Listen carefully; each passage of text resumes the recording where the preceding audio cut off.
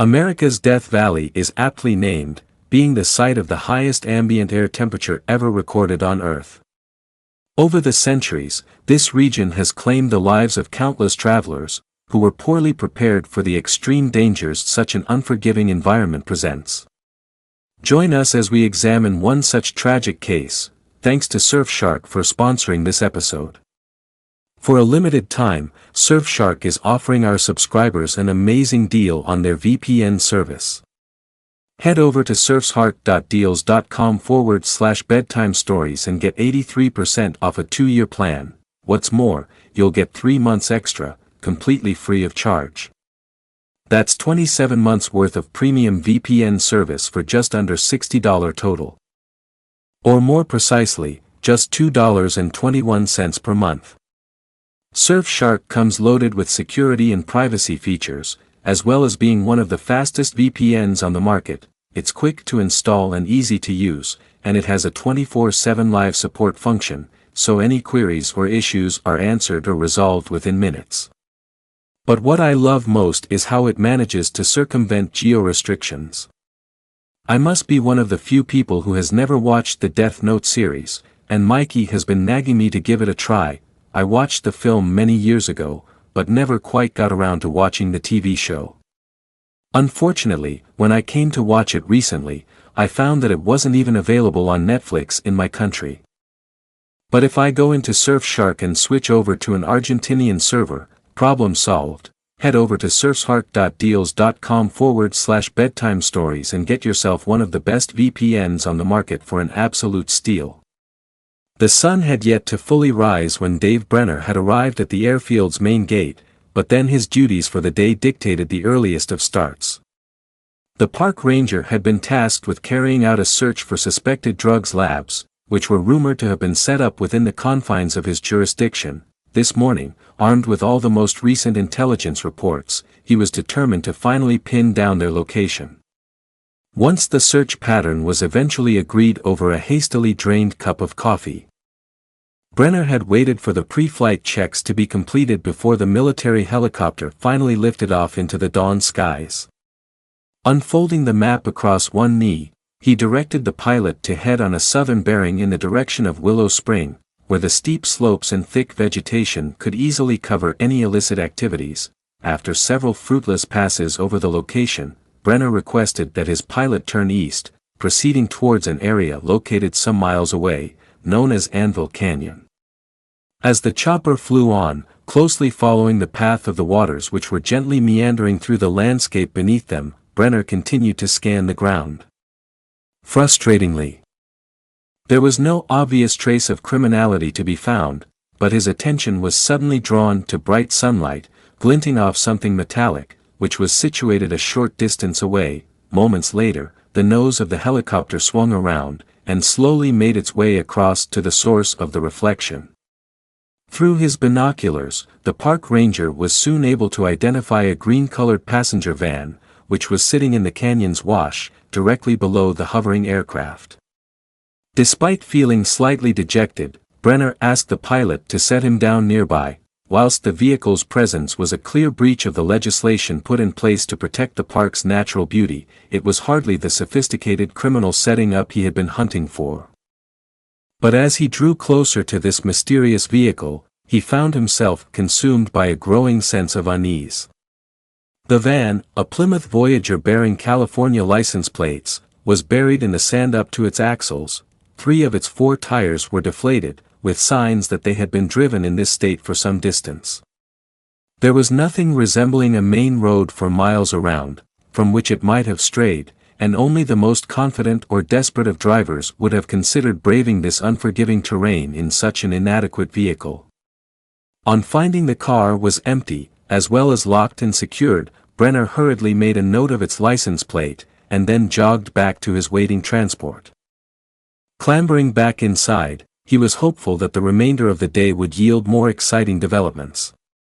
Little did he know that he had already become embroiled in a mystery that would remain unsolved a quarter of a century later. The initial checks conducted by Dave Brenner and his colleagues on the morning of October 21, 1996 revealed that the vehicle he found abandoned in the middle of the Death Valley National Park had been listed as stolen 3 months prior. It belonged to a rental company based in Los Angeles, and had been reported to the police 30 days after it failed to be returned on the agreed date, as per company policy. Further inquiries with the rental company painted a deeply concerning picture of the circumstances surrounding its loss. The last customer to have leased the missing vehicle was a foreign tourist, who had collected the minivan on the morning of July 8, the day after he and his fellow travelers had arrived in the United States via Los Angeles International Airport. Egbert Rimkus was a German national and engineer who was holidaying in the United States with his 11-year-old son, George. He was separated from his ex-wife, and accompanying him on his travels were his girlfriend Cornelia Meyer and her son Max, aged 4. At the time he had collected the Voyager, Rimkus had been unable to provide the company with a valid license, and so Meyer had been designated as the driver for the duration of the holiday. The party had based themselves in the San Clemente area of Southern California, where they seemed to have enjoyed the complete tourist experience. On the 12th of July, Rimkus had tried to request additional funds from his bank in Dresden, only for this transaction to fail.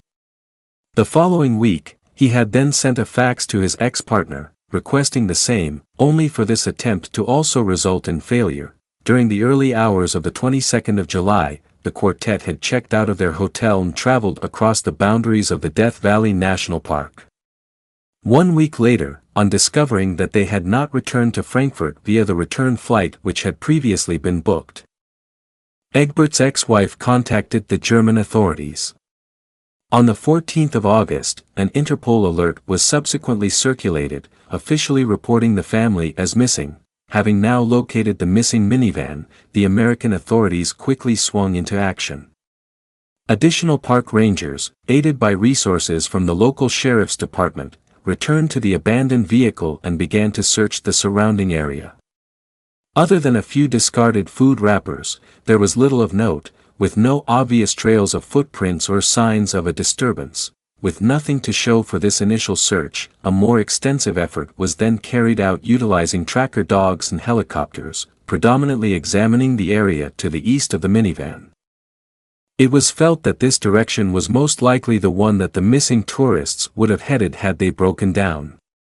Other than some discarded drinks containers, which appeared to match others that had been recovered from inside the vehicle, and the telltale signs that appeared to indicate that a group of people may have rested on a ledge 2 miles east from where the Voyager was found abandoned, no additional clues were forthcoming as to the fate of the missing family. Checks of the various tourist sites and ghost houses within the park did however uncover several clues which served to assist with the investigation. On the 22nd of July, the group had visited the Furnace Creek Visitor Center and purchased a German-language map of the park. They had subsequently signed the visitor's book at a geologist's cabin in Warm Springs Canyon the following day, suggesting they must have camped out overnight alongside their vehicle. Despite a rescue effort including 2 helicopters and more than 50 search personnel, no trace of the 4 missing tourists was to be found. Assertions relating to their fate included a variety of colorful and outlandish theories containing various degrees of plausibility. Some media reports speculated that they may have been killed by unknown offenders, who they had unexpectedly encountered. The inhospitable environment which resulted from the park's remote geography and murderous temperatures had previously drawn Charles Manson and his followers to the location to carry out their work away from the prying eyes of the authorities. Could this have been a case of history repeating itself? For a time, there was speculation that they may have faked their deaths, in an effort to escape some unknown threat in their home country and to start a new life in the United States.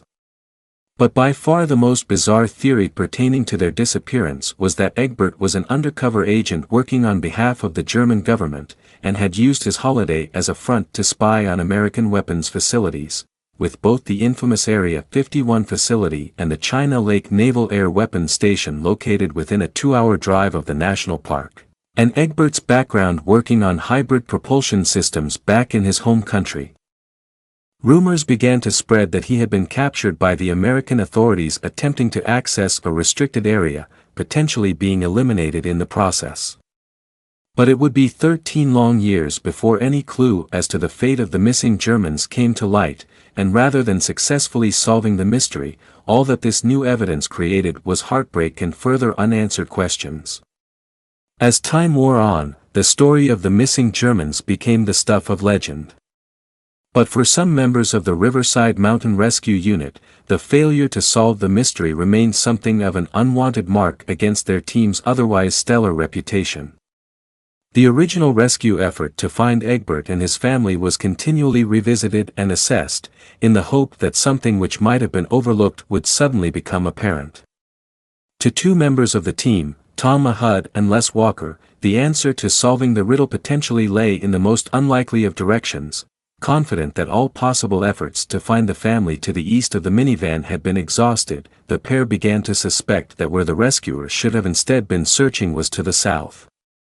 Whilst some speculated at the minivan's presence in such a remote and inaccessible part of the national park added credence to the theory that the family had been murdered and their vehicle concealed by the offenders, Mahud came to a very different conclusion.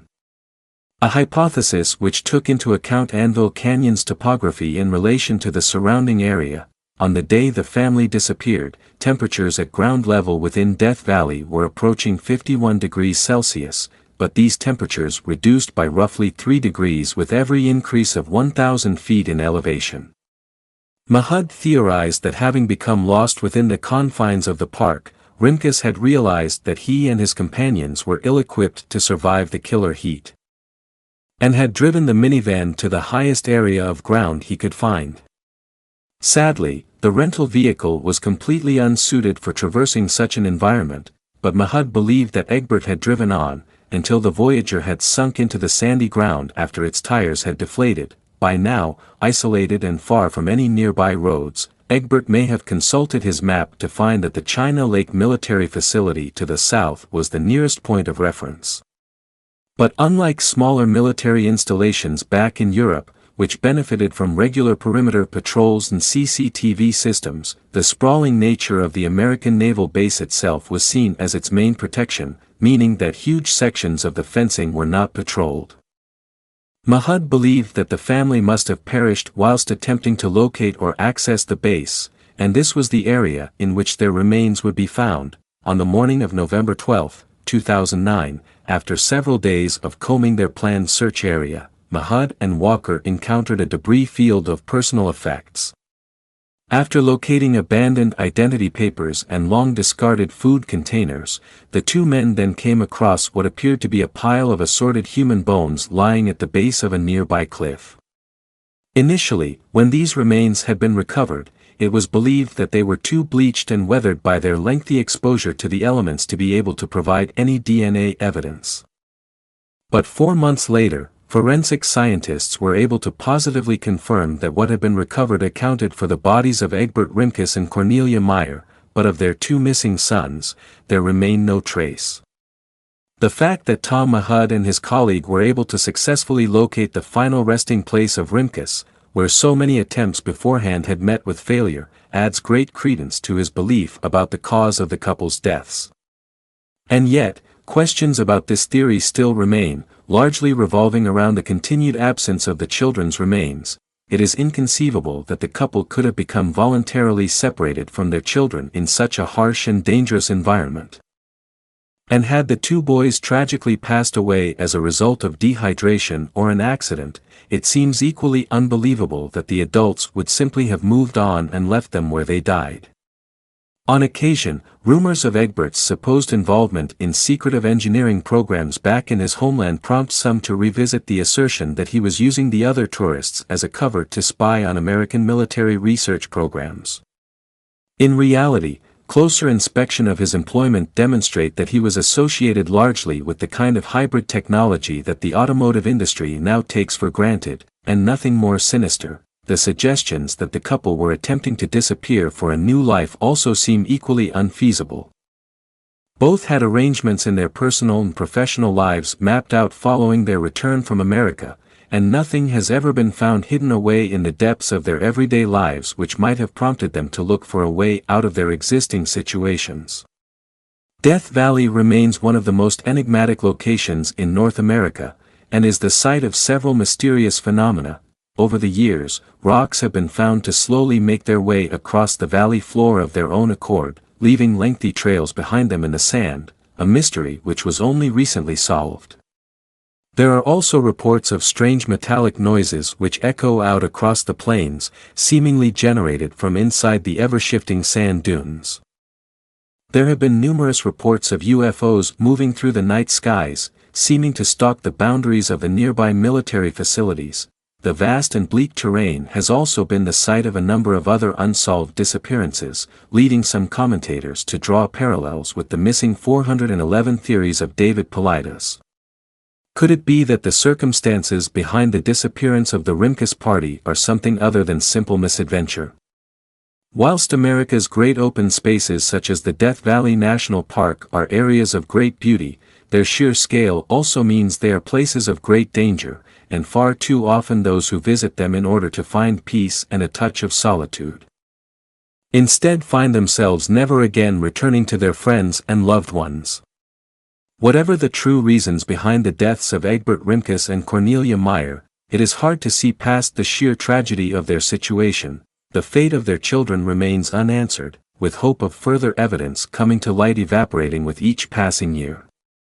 Our hearts go out to the families of these 4 individuals. It remains our sincerest hope that by revisiting their story and others like them, these cases may be re-evaluated by the authorities or other interested parties at some future point, so that the many unanswered questions can finally be laid to rest. Whilst some speculated that the minivan's presence in such a remote and inaccessible part of the national park added credence to the theory that the family had been murdered and their vehicle concealed by the offenders. For fuck's sake, how long is this fucking sentence?